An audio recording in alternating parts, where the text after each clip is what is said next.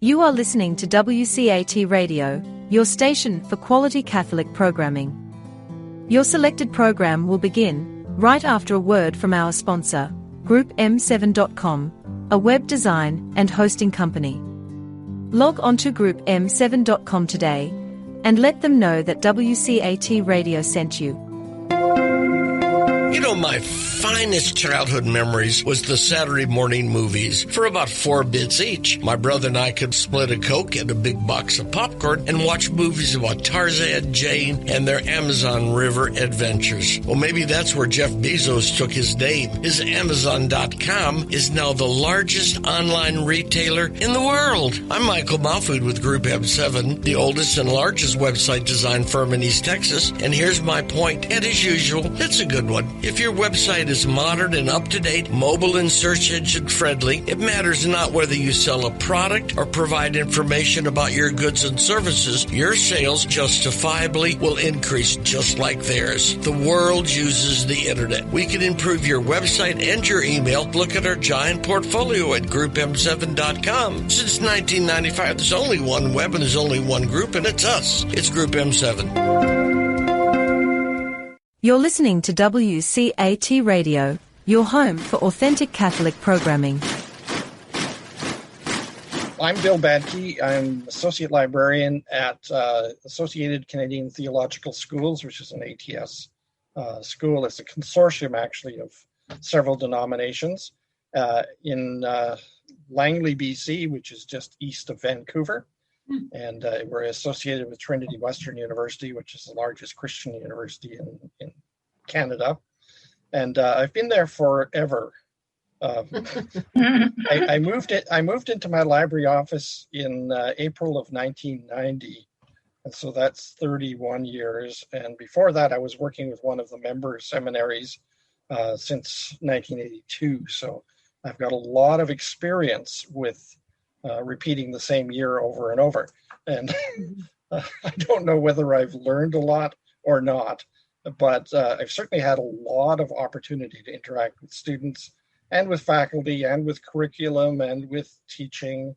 I have taught theology in the classroom for a few years. And so I've kind of got a rounded experience. I'm not sure whether it's useful or not, but starting about 1985, as I was teaching students in theology courses, I began to realize that these students were really struggling with their research.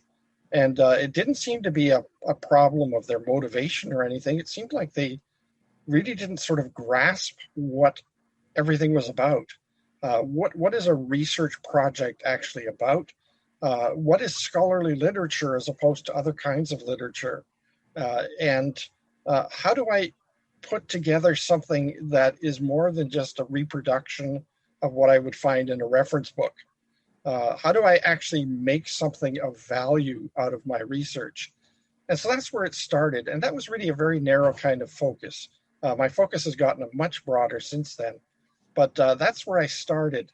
And so I convinced our academic director in the seminary I was working with then, before I joined ACTS, the consortium, I convinced him to have us create a 1-credit research course that would be required of all students, which is an absolute rarity in the theological education world. There are very, very few required credit research courses, but he agreed to it, and I thank him eternally for that. He's still with us, and since that time, the course has become 2 credits. It was adopted by ACTS and is very, very strongly supported by the faculty of Associated Canadian Theological Schools.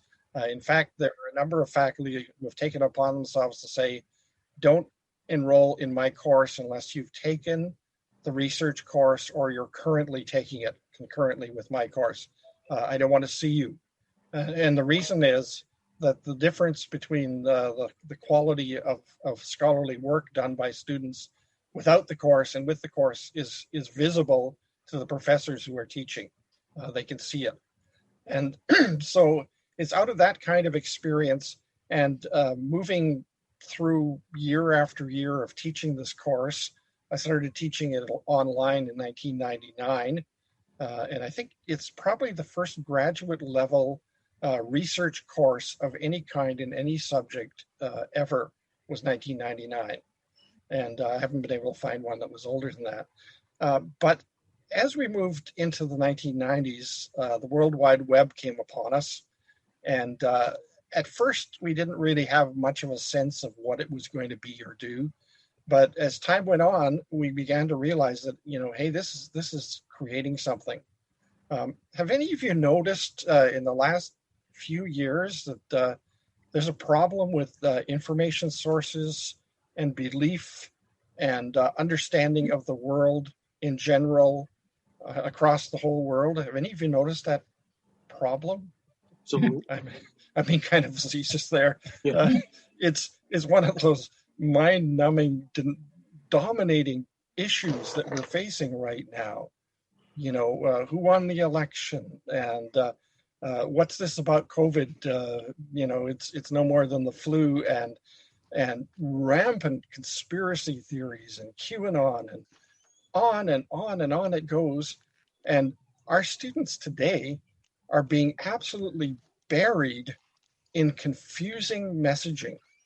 When I wrote my textbook, Research Strategies, Finding Your Way Through the Information Fog, which is a textbook for our students, I knew it was kind of foggy out there, but I wasn't really, that convinced that this was a great title.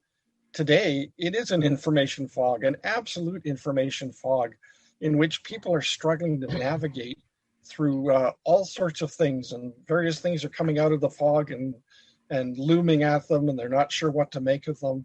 And so my initial understanding that students don't know how to do research became something, I think, a little bit more than that, a recognition that students are having to grapple with a very different world in which they are the gatekeepers for their knowledge. They are the ones who have to determine what is true, what is not, what is reliable, what is unreliable, what is scholarly, what is not scholarly. And so all of a sudden we have this really, really dramatic, just in the last 5 years or so, I've noticed it become dramatically different world in which the information landscape is absolutely puzzling. And it even fools some of us. I don't know if any of you have come across something and kind of thought, that's interesting. I wonder if I should pursue that, only to find out that it's utter hokum. And so there it is. Students who are educated need to be able to navigate the information landscape. And that doesn't matter what discipline they're in, what they're studying, whether they're studying for a spiritual vocation or for a more secular vocation. If they can't navigate through this muddy territory that we're living in today, they're not going to succeed as leaders and as influencers in our society. And so that's basically where I'm at now. And I'd like to, we've got a platform that I've created, and I think all of you have had access to that platform. And I'd like to share a little bit about that with you and try as much as possible to help you make sense. So I'm starting my share. I'm going to get rid of some floating controls and things here. So where's my hide floating meeting controls? So is everybody seeing that now? Yes. Okay. This is the platform, and you'll notice that our own library is at the top here because this is our LibGuide program, and it's developing student researchers, the faculty role. And I'm thinking of student researchers in the broadest sense of students who can handle information well and make sense of their world. I consider research to be a task of not just compiling information, because we have lots of opportunity to compile information. That's not the kind of thing that I'm as interested in as students problem solving with information, trying to move beyond the bounds of what they can find in Wikipedia or some other source into territory where they're actually grappling with options and problems and difficulties and trying to make sense of it. You know, if you think of the early church councils and the way in which people vehemently argued back and forth about various things and came to conclusions that have stood the test of time, they had a sense of how to handle their information landscape and how to argue it. So this course has a number of sections to it. Today we're going to be looking at the challenge, the difficulty that students are facing. Next class we're going to look at enculturation, which is the unique challenge that as students enter into our disciplines, they enter as foreigners, they enter as aliens, as people who do not belong in our territory. And of course, we enhance that a little bit by saying, I'm the professor, you're the student, right? I know the stuff and you don't. And so there's this alienation that occurs. And I want to look at how we can enculturate students into our disciplines so they understand how they work. And in this way, students begin to understand scholarship and the way in which good thinking actually operates. Then we're going to look at design and the way in which we can design our instruction and our assignments to help students to develop research skills. Then we'll look more directly at the assignments. We'll look at the whole question of formation of students in learning research processes. And then finally, how to promote this, how to make this work in our institution as a whole. And a lot of you are from the same institution, but we need to think through, how does this work systemically through the institution? One thing that I have to caution here, avoid the kind of fear that says, oh, he's going to suggest all kinds of new radical ways that I've got to upset my teaching and I'm going to have to do everything differently now, and nothing is ever going to be the same. And of course, I won't do that because I like the way I teach now. I'm not talking about disruption here, not in any way. I'm talking about something that moves very quickly into the way in which you teach. And with a few tweaks and a few changes to the kind of design that you have for your courses, you can make this succeed. So it's not radical. It's not threatening in any way. These are the kinds of things that each of us can do to make things better. First of all, I think we need to scare ourselves a little bit with the challenge. Let's do that. That's always a good way to start, right? Scare you a bit and then move from there. Faculty have well-earned and well-honed research skills. All of you are able to do research effectively and well. You're able to think through a problem, use the existing literature, be able to do analysis, be able to look at the pros and cons of various arguments and evidence, and come up with conclusions that are valuable. That's your stock in trade. That's what you do. But students are not the same. And an organization called Project Information Literacy, which is a large organization across the United States, has been doing research with students ever since about 2007, with thousands of students, trying to get at what are the struggles that students are facing in doing research and handling the information that they're dealing with in today's information world. And I've given you a link there to one of their publications. This is from back in 2013, but it really stands today very strongly. And this is what they found. Students struggle with understanding their professor's research assignments. Many students are saying, I do not understand what the professor wants me to do, which seems a little strange because, you know, professors are aiming for clarity. They give instructions. Students are supposed to follow the instructions, and they will do research projects that will succeed and meet the requirements. And yet students are saying, we don't understand those assignments. A later study of Project Information Literacy gathered 400 syllabi from various programs, various courses across North America, and analyzed them to determine whether the average student would actually understand those assignments. Guess what? There was a ton of jargon, was a lot of stuff in there that was ambiguous or difficult to grasp. Let me just give you some examples. Use critical thinking. How exactly do I use critical thinking in a research project? It might seem obvious to you, it's not to students. Include relevant scholarly literature. How do I determine what's scholarly and what's not? And there's a sort of standard. A certain number of books and articles follow proper format. Sometimes that format isn't spelled out. What format are you going to use? So students struggle with understanding their assignments. The second thing is they don't understand the environment of scholarly literature. I get this all the time, even from graduate students. What is scholarly exactly?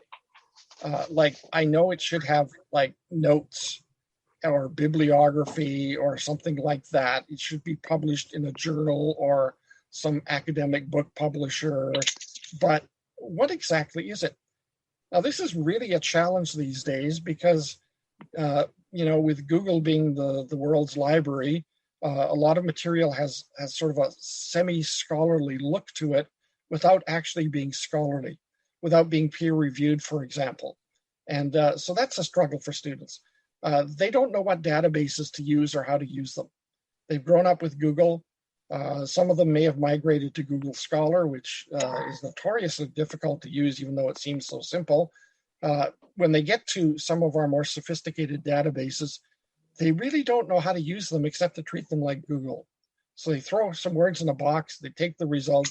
They don't realize that they've got all kinds of filters and ways in which they can move things around to get down to a result set that's much more relevant to what they want. And of course, they struggle with evaluating information. What's good, what's bad, what's true, what's not. Evaluation is a big difficulty. So the fatal assumption of much of academia is that students learn how to do research by doing research. And that is not true. Now, it's true for some, and it may have been true for all of you, because you're the bright people, right? You're the exception. You're the ones who actually learned how to do things. I had an undergraduate student who, in his fourth year of undergraduate studies, published an article in Catholic Biblical Quarterly. An undergraduate student. Now, I don't think it's all that easy to get into Catholic Biblical Quarterly, even if you're a scholar. And here he was, an undergraduate, but he was brilliant. These people are the exceptions. Most of the students that I get, even at graduate level, are struggling with some of the basics of research. And it's not a remedial issue. It's not something where you can say, well, let's give them a few classes. Let's give them a morning workshop, something like that. We'll get them all right as rain, just like that. It's more like learning a language. It really is. It's more like learning a new language. It's something that requires, through the curriculum, intense instruction that will guide students to become really sophisticated at doing the research. Let me point out some of the learning tasks that they have to have. They have to understand the information landscape, which is complex, it's uneven, requires high-level evaluation skills. And we know that the information landscape today is exceedingly strange. We used to have books, articles, and then all that popular stuff, the magazines and the newspapers. And that was about it. It was very easy to kind of determine what the landscape was. Today we have things like preprints. We have predatory journals whose results are published through nefarious means and end up in Google Scholar. We have websites that look like they're scholarly, except they're put out by quacks. And all of this stuff is being encountered by our students constantly. They need to understand the distinctive character of scholarly literature. What exactly is scholarship? And I actually have a presentation that I give to students that tries to explain what scholarship is. But that's not easy. Knowing how to develop a problem statement that goes beyond reiterating what they're reading. I insist as I'm teaching research that students start with a problem statement, a research question or a thesis or something that declares a problem in one sentence. And I find that this helps students to focus down on the fact that information is a tool. It's not an end in itself. We don't gather information just to say, oh, well, now I know that. We gather information because we use it as a tool to solve problems. Knowing how to determine relevant databases, which databases should I use? Effective search terminology that optimizes database advanced features. How do I use all those filters and the terminology and get it to work? Evaluating gathered information for both quality and relevance. Those are the two elements that are important. First of all, is it of sufficient quality that I can trust it, that I can rely upon it? And secondly, is it at all relevant to what I'm doing?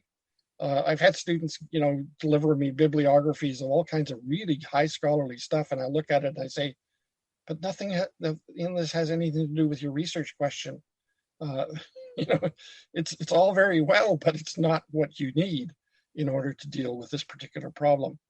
And then enlisting information effectively to address the problem. How do you make the connection between the information you've gathered and the research problem that you're dealing with? Now, before I go too much further, do any of you have any questions or comments? Do you see the same sorts of things in your own student research? How often are you disappointed? Yes. Well, only doctor, because in Holy Apostles we deal with a lot of Vietnamese students, and I think they're trying their hardest. I mean, to learn English, and so I give them a little more latitude because I know that sometimes some of these students are brilliant. I mean, they considering the fact I couldn't handle it in Vietnamese, But and they're coming here. They're not little kids who are learning, the English language as they're relatively young, but still, I try to give them a little bit of a break because I realize that sometimes they, I correct their papers. I give it back to them, say, could you please, this is what I want to see, and just to help them out a bit because it's very difficult, especially philosophy. I mean, nobody likes that anyway. So it's that I just thought I'd share that because I'm sure a lot of the other professors have a similar experience. Go ahead. I'm sorry, you were going to. That's something that is a real challenge with international students. It's not just the English language issue, but it's also that they come from quite a different educational philosophy often. If you look at Asia, Africa, Eastern Europe, South America, Central. You're seeing a different educational philosophy that's much more based on what I call traditional learning, which is learning the knowledge base of the society. And so there's a lot of memorization involved. There's often not a lot of, research papers to do. And so they don't develop those kinds of skills. Often they're coming from libraries that are not nearly as big and electronic as our libraries. So they have a lot of challenges, and I've worked with international students, thousands of them now over the years, and it's possible to do all of this with them as well because they are bright, because they are motivated. One thing that I think we have to see with students, there's this mythology out there that when students are addressing research projects of various kinds, they procrastinate. And that's essentially because they're lazy. They just want to dash something off. They don't really care about the project. They just want to throw something at you. That is not, in my experience, what happens. Procrastination is most often based on anxiety. It's the kind of thing of, I can't face doing this today, so I'm going to do it tomorrow. I promise myself I'll do it tomorrow. Tomorrow comes and on. And they put it off till the last minute, and panic sets in, and then you get the schmoz. You get this stuff that's really not very good at all. And so helping students to overcome that anxiety, I think, is a big issue. Students are not lazy and unmotivated in the most part.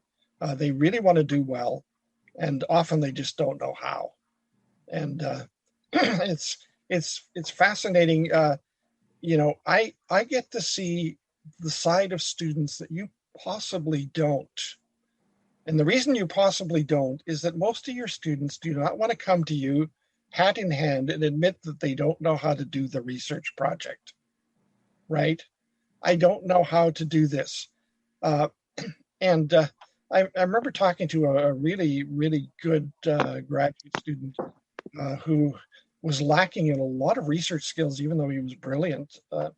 And I said, have you ever been told, or has it been implied to you that you should know this stuff already? And he said, yes. That's the implication. I should know this stuff already, and I don't. And I don't want to tell my professor that. But guess who they do tell? Their librarian. Because the librarian has no vested interest in, giving them a grade, has their back, because you're supporting them in their research. And so I hear all kinds of things from students about how difficult it is for them to address their research. And if this was just a thing that happened once in a while, I wouldn't worry as much about it. But it seems to be almost universal.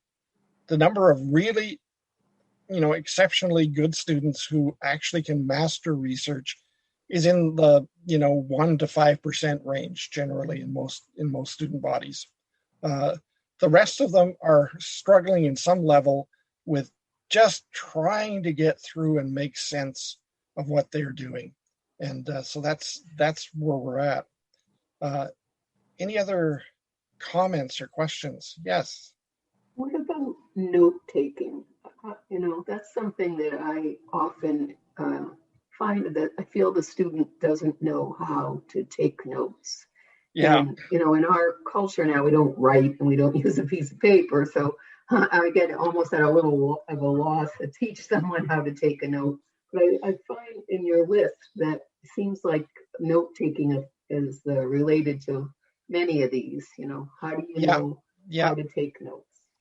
Yeah, and in the classroom, I'm always a little dismayed when I see a student sit through the whole class and with their eyes half shut, and nothing's being recorded at all, and that's a problem.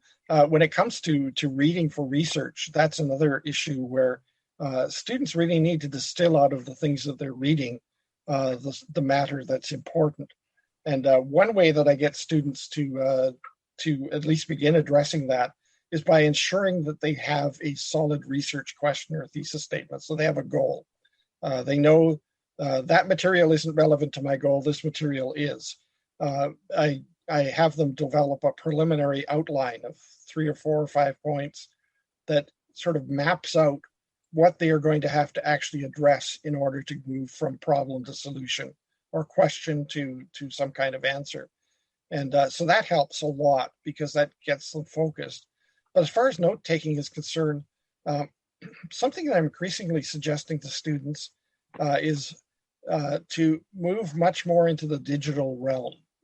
In other words, if you've got print materials, scan materials into a digital kind of realm, and you can create a note file without having to do a lot of writing and typing, simply by taking excerpts from various sources, making sure you understand the context. So sometimes they have to type in between, up to this point, the author had argued so-and-so, and then this, and they have to make sure they record page numbers and stuff.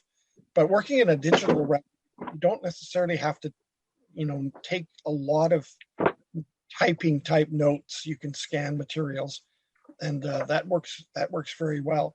But I think the main focus, and this is both for lectures and for research materials, is that students have to capture the essence, the propositional statements, I call them, from the source that they're hearing them.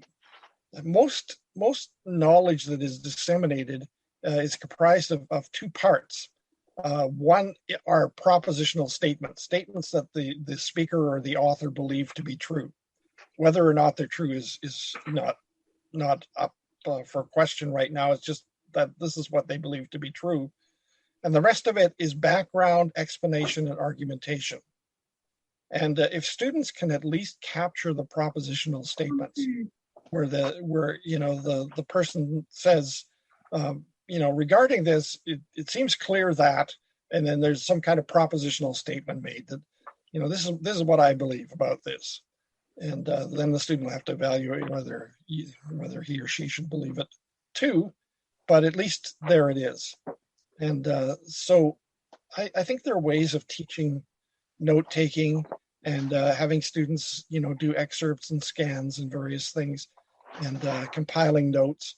I've got information in my research strategies textbook about how to gather notes and how to key them to your outline, so that there's a cross-reference system, so that you can do your best to make sure that what you're reading actually ends up in some form in your argumentation in whatever project you're doing.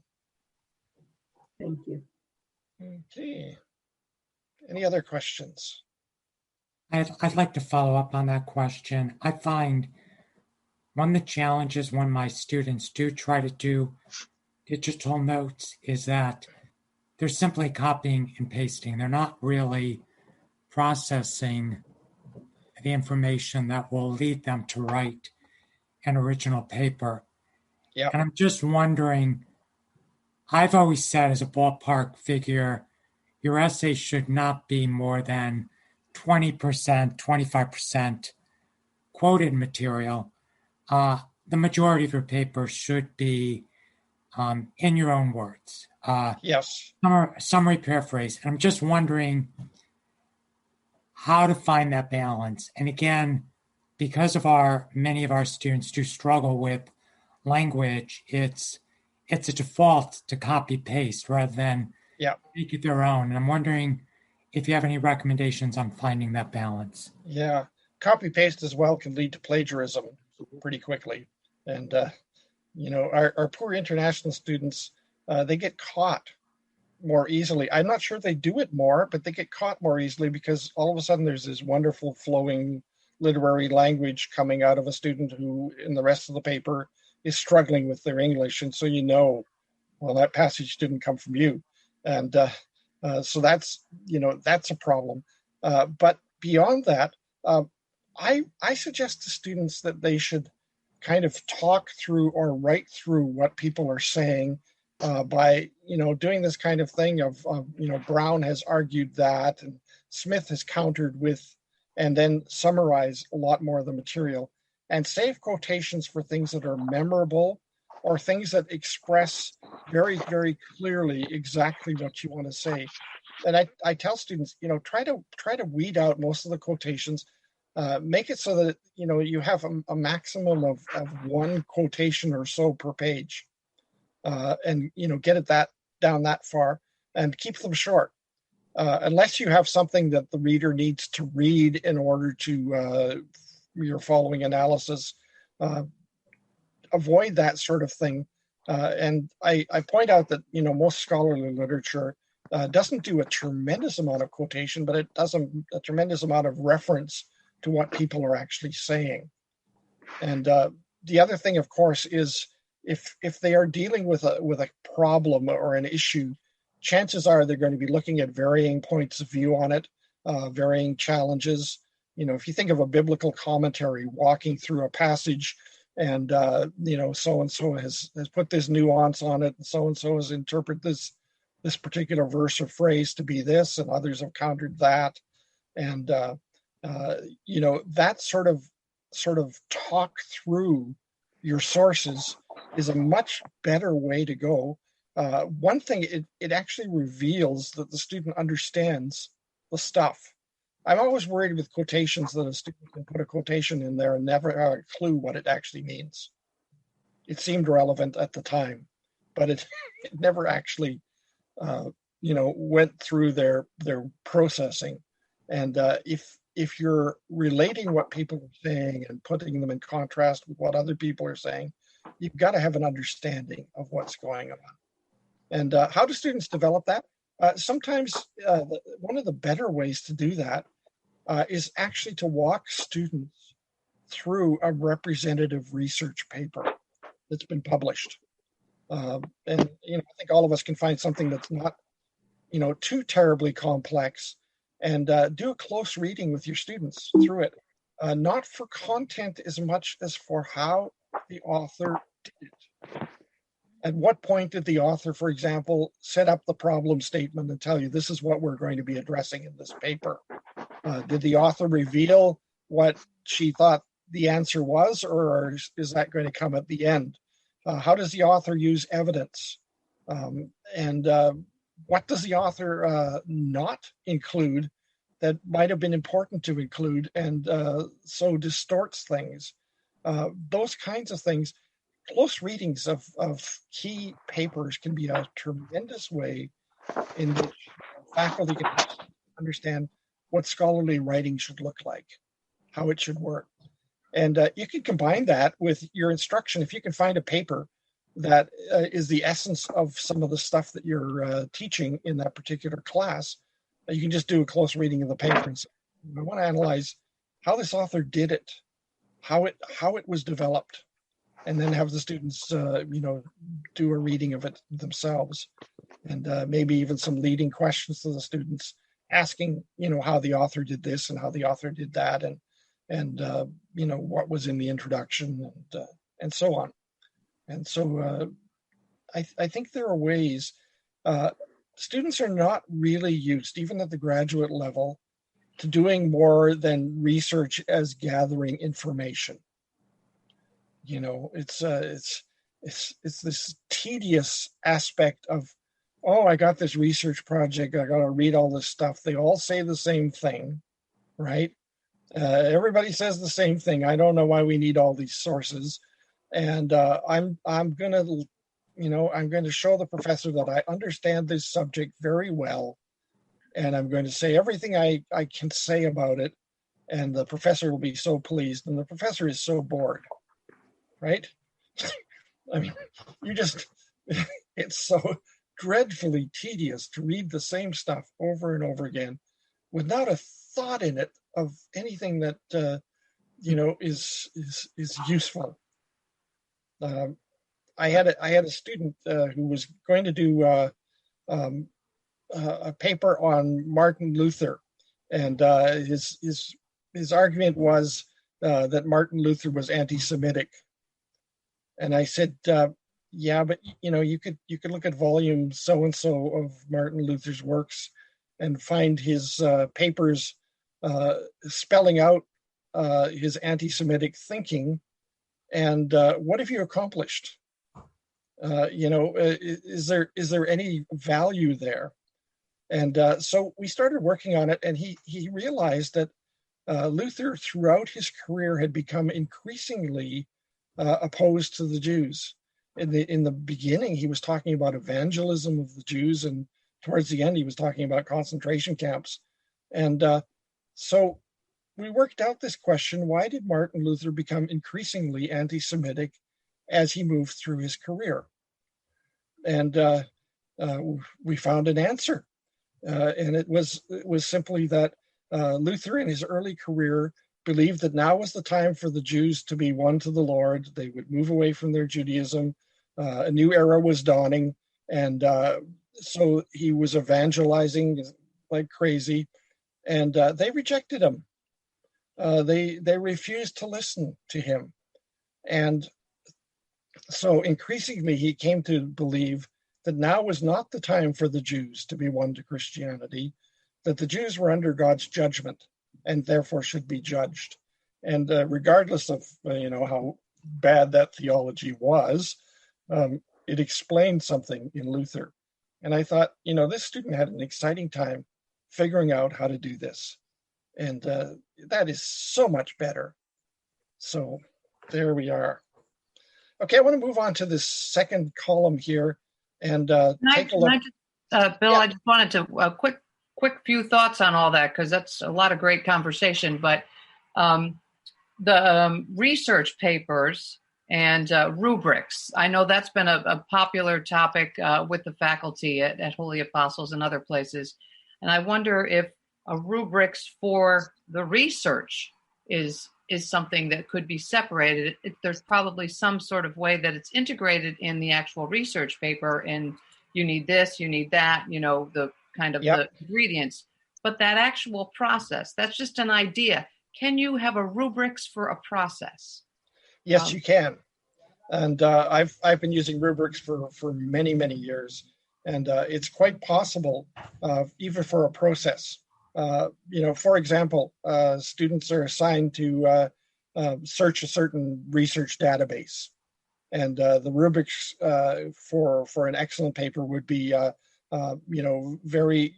very good choice of search terminology that reflects the research question you're asking. Then use of subject headings and other filters in such a way that your results become closer to what your research question is demanding, and so on. So even though that's a process, you can set up rubrics for it. Rubrics are not just for a product; they're also for a process. And in order to do that, you have to have students document what they did. And that's what I do. What database did you use? What search terminology did you begin with? What filters did you apply? And then I have them, present a bibliography. And then I look at things like, does the bibliography match the research question? You know where you want to go? I like that. That's great. Here. Where do you want to go? Well, and then one other thing, I want to just echo a shout out to Joan's comment about note taking, because I always struggled with that. I still do. I'll show this off. I don't know what the heck I wrote here, but I think that is really important. And I think, and I've heard this, and it's true. Even if you write something down and never look at it again, just that the process, back to process of writing things down, helps your memory. I think that would be hugely helpful to, just how to write and different, recognize the advantages of daydreaming type writing and organized writing for getting ready for a paper. That's for sure. That was it. Just wanted to pop those things in there. Okay. I'd like to point out some of my deepest fears and concerns about our current information world. And I don't know if you've been terribly concerned in the last few months, last few years, about the way in which the craziness out there is getting crazier, and more people are buying into it. QAnon followers was about 25% of Americans have some experience with QAnon, and think it's not that bad. We're really in a very difficult time right now. And really what happened is we entered the new information age without a plan. We said, let it happen because it's wonderful. It opens up the doors to democracy. Everyone has a say. Everyone has an opportunity. All of this is so great. And now we've got massive amounts of unregulated, non-reviewed information. And it's great for the free flow of ideas. But when you come to certainty and clarity, it's not there. It's just not happening.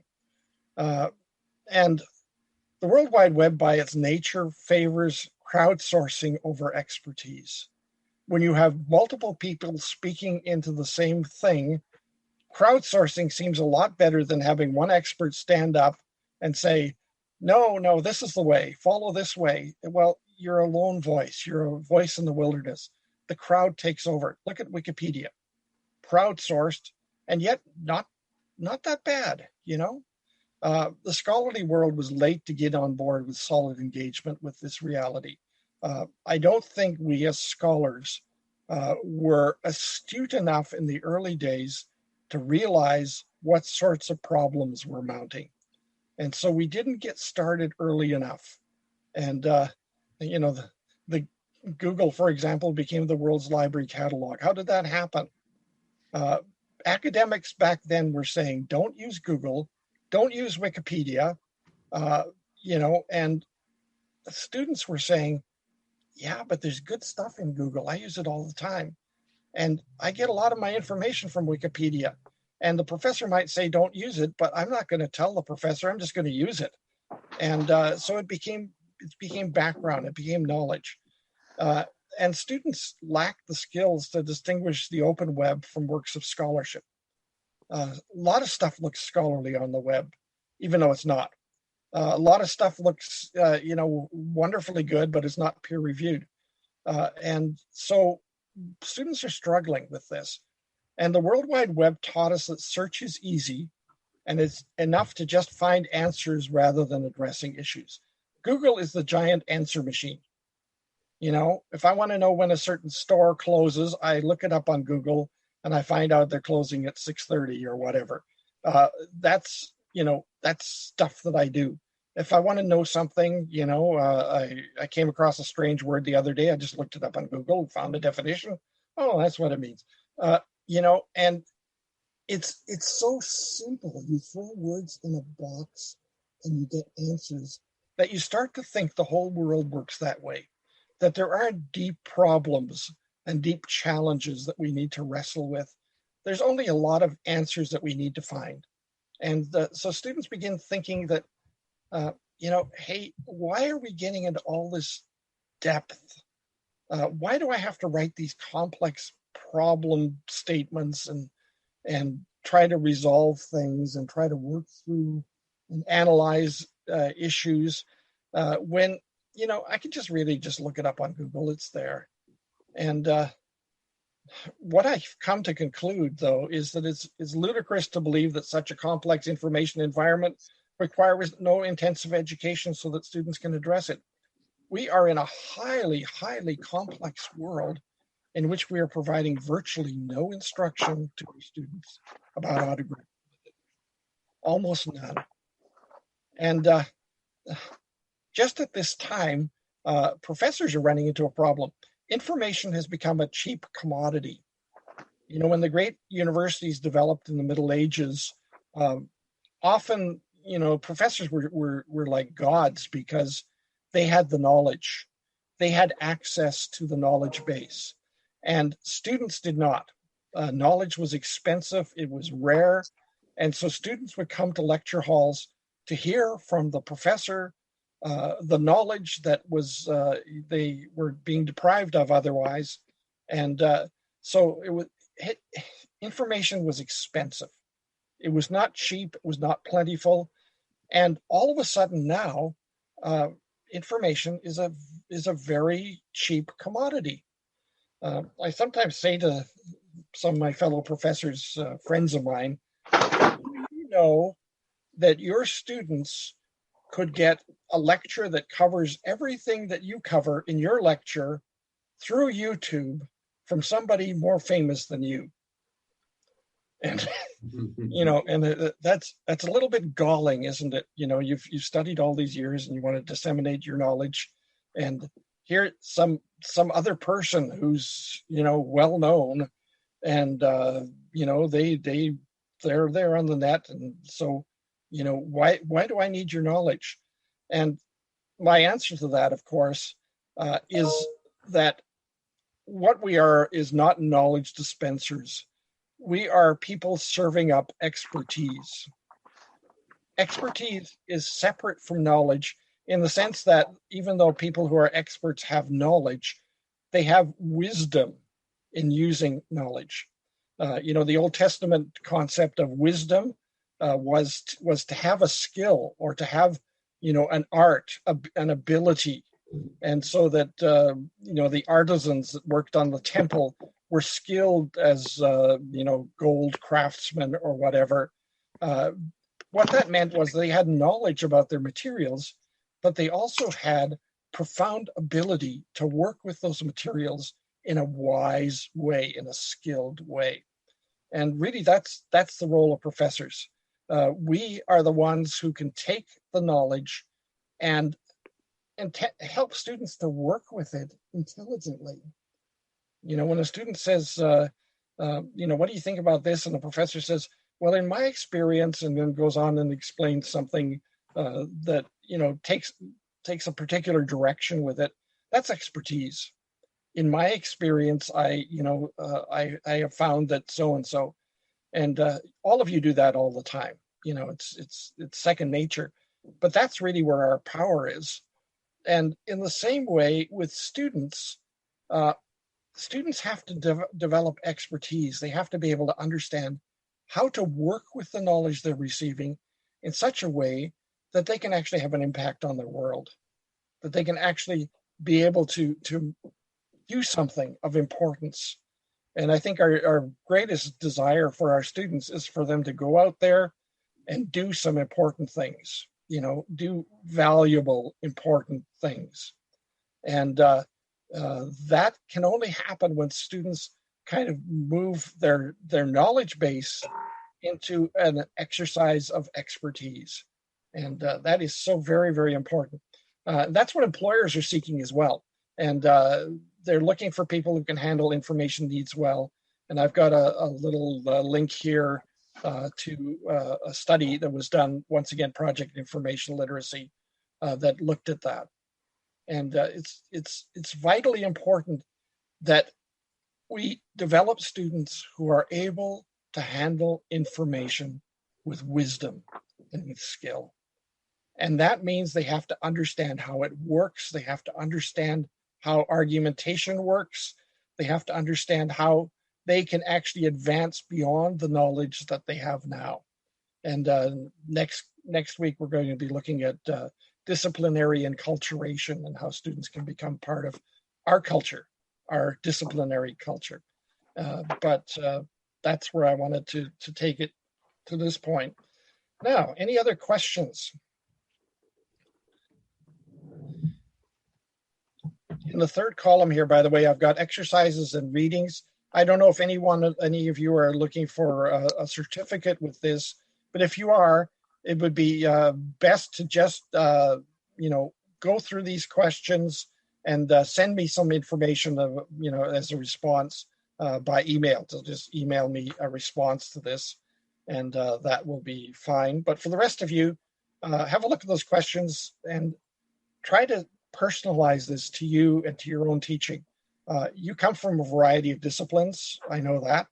And so I can't really say, well, this is the way it has to be in every discipline. But certainly each of you have an experience of having, developed your own skills, of having taught students and having had students struggle, having been disappointed by the kind of work that you're getting and wondering how you could make it better. There are some really good ways that you can do that without disrupting your own work that you've been doing to this point. So any other questions?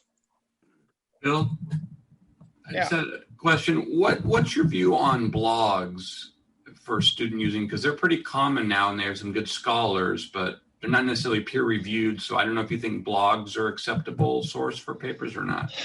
Yeah, this is a struggle. There are a lot of academic blogs out there.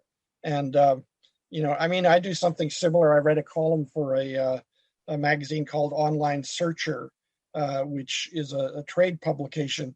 And essentially my columns are blogs. And funny enough, they end up being included in major databases like Web of Science and, the EBSCO Academic Search Ultimate. My columns, even though they are essentially blogs, end up there. And I think you have to first of all determine, is this person actually a scholar who has done some peer-reviewed work? And then I would suggest to students that they should see a blog often as a trial balloon or an application of something, so that it may not be as thought out as the scholar would do if they, got a peer-reviewed article done. It might be something that they're just, they're writing, they're thinking by writing. And I do that, you think by writing. And so they put this thing together. Sometimes it's up there just so that other people will react to it. It's tentative, it's not final.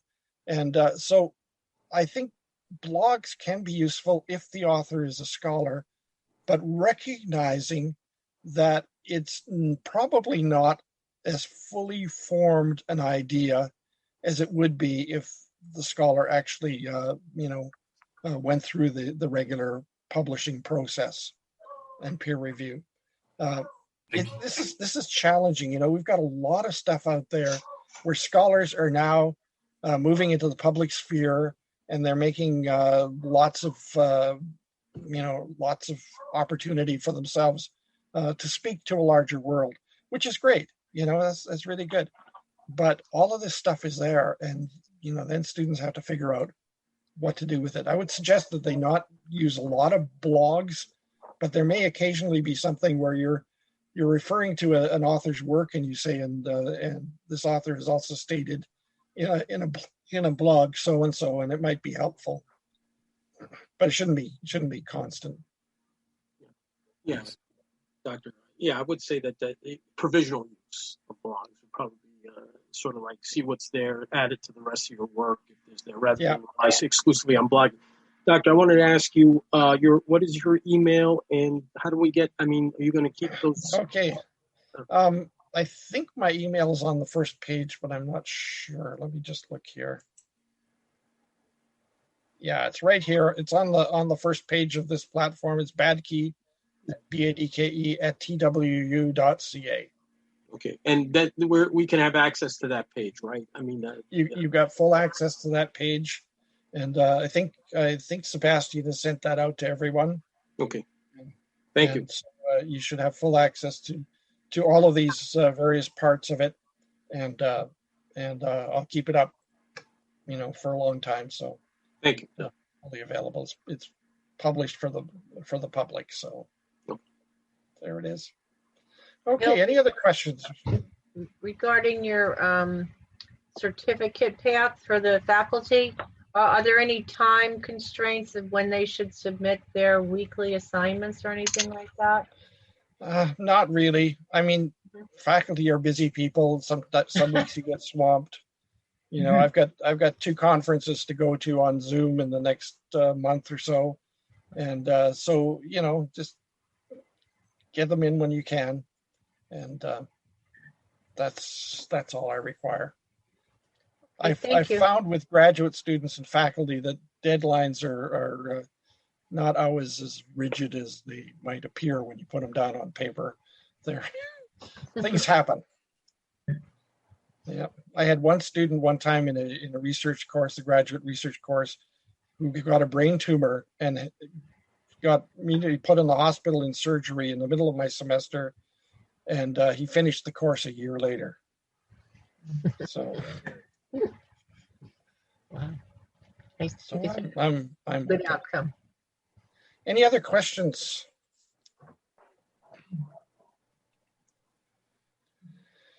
Well, I've had 35 plus years of thinking about this, so I guess I've thought about a lot of the issues and problems, and I've written a lot about it and published a number of things. But my key concern is the student, and what kind of a student are we going to graduate? Are we going to graduate a student whose head is filled with knowledge, but who lacks the skill to translate that knowledge into real world activity that will actually, enable the student to make a difference in the world? And if a student's head is filled with knowledge, and I've known a few like that, but they have no sense about how to use it, then I think we failed. A student who doesn't know how to do research, how to handle information, is not really an educated student. They may be a knowledgeable student, but not an educated student. Education, I think, goes much broader into those skills and that expertise in working with what you've learned and using it wisely. And so that's been my passion for all these years and continues to be, and hope will be for a little while longer. And so there it is. Can I ask one quick question for you? Yes. Your top 2 favorite digital news sources? Okay. My top 2, I would say one, and this will be a little strange, is inside.com, which is a news aggregator. Comes out a couple of times a day, and it pulls together news from all over the place. And so I use that. And I guess the other one be New York Times. All right, thank you. And I'm a subscriber to that. That probably tells you where I'm at if I subscribe to the New York Times, as opposed to the some other newspapers. But there I am. Anyways. All right, thanks. Okay. All right. I think we'll wrap it up for today. And next week, we'll start to look at enculturation, which is another way of getting students inside so they can begin understanding the expertise that is required in research. Hello, God's beloved. I'm Annabelle Mosley, author, professor of theology, and host of Then Sings My Soul and Destination Sainthood on WCAT Radio. I invite you to listen in and find inspiration along this sacred journey we're traveling together to make our lives a masterpiece and, with God's grace, become saints. Join me, Annabelle Mosley, for Then Sings My Soul and Destination Sainthood on WCAT Radio. God bless you. Remember, you're never alone. God is always with you.